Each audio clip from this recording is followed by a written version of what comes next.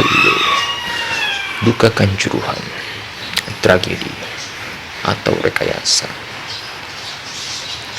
Dunia persepak bola Indonesia kembali berduka dengan adanya setidaknya 127 orang tewas di Stadion Kanjuruhan, Malang, Jawa Timur dalam pertandingan sepak bola antara Arema FC melawan Persebaya Surabaya.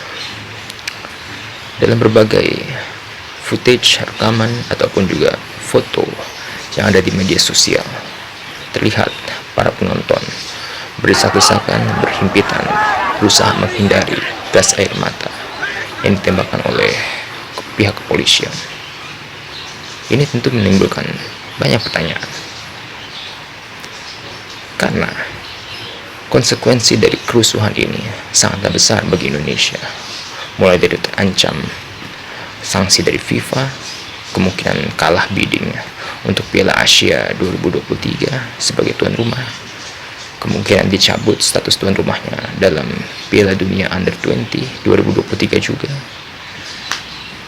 serta bisa saja mempengaruhi performa timnas Indonesia di berbagai tingkatan umur yang sedang meningkat. Tragedi atau mungkin saja rekayasa, mungkin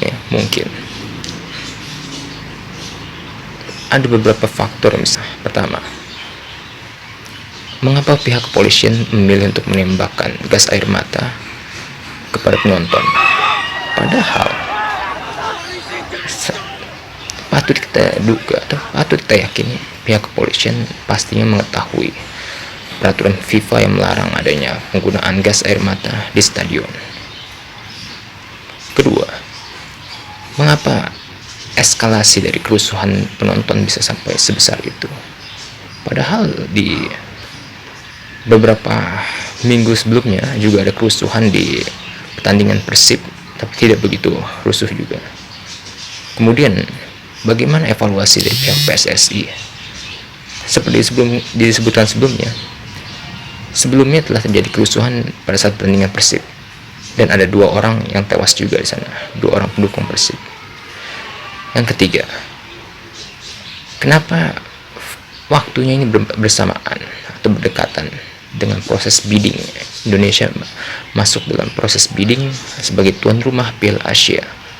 Saat ini yang sudah maju dalam proses bidding adalah Indonesia, menyisakan juga dengan Korea Selatan.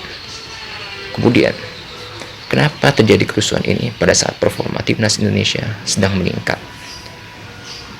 yang mana bisa berakhir pada sanksi FIFA? Ini persis seperti kejadian sanksi FIFA sebelumnya kepada Indonesia, yang menyebabkan Indonesia disanksi dan harus vakum selama lebih dari 1 tahun dari kompetisi internasional.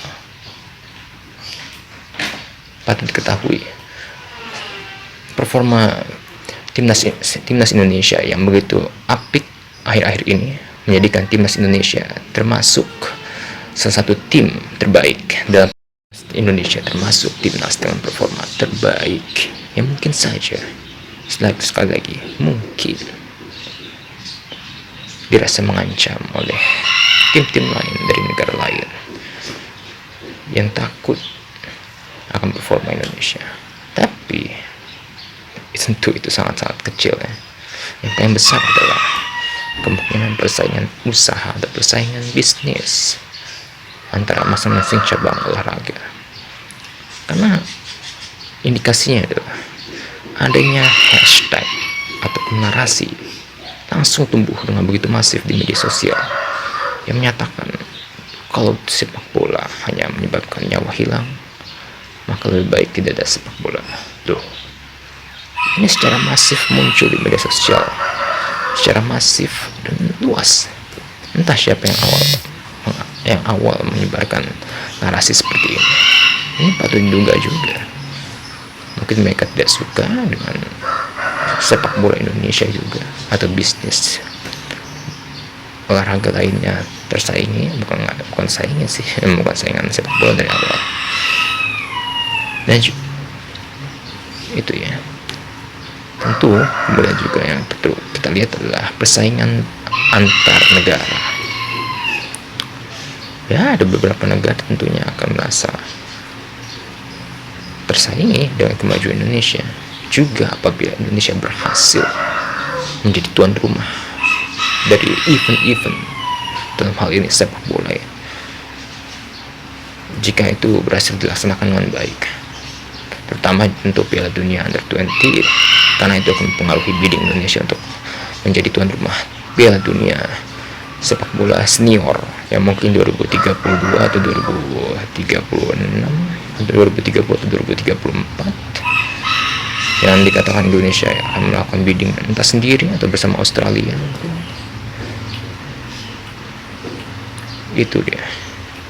Dan tentu saja dengan kemajuan timnas yang sudah terjadi adalah liga dihentikan kan. Pastinya Liga Indonesia akan kembali terganggu. Ini ada ini. Kalau dalam dunia intelijen, kita harus melihat who's benefiting from the event or the tragedy.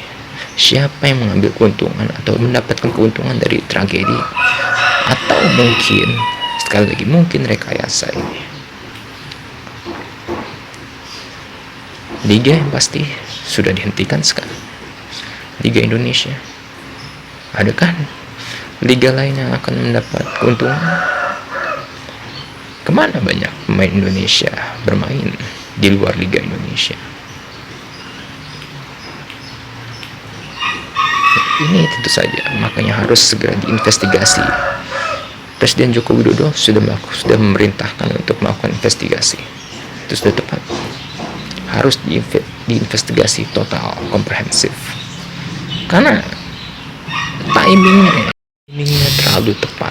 Sekali lagi, timingnya terlalu tepat, terlalu berdekatan, sehingga kok tidak bisa dianggap ini sekadar tragedi saja.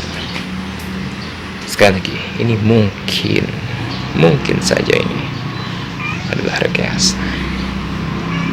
Sudah bagus respon dari Presiden Joko Widodo memerintahkan investigasi secara total, komprehensif.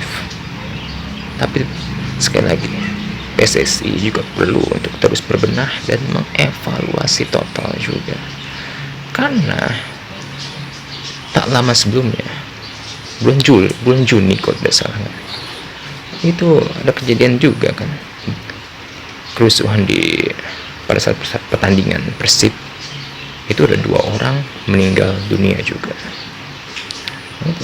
Dan yang paling utama juga adalah supporter Indonesia. Karena mau sepak bola dibenahi sebagus apapun, kalau supporternya ya kampungan, bapuk, mentalitasnya masih mentalitas hooligans, ya tidak akan pernah maju juga sepak bola Indonesia. Selalu rentan akan sanksi dari FIFA. Sekali lagi, ini adalah kemungkinan. Semoga saja ini memang murni tragedi ya. Semoga murni tragedi. Tapi kemungkinan adanya rekayasa atau sabotase dalam hal ini untuk kemajuan sepak bola Indonesia, itu juga ada kemungkinannya. Semoga investigasinya bisa berjalan lancar dan dilakukan komprehensif.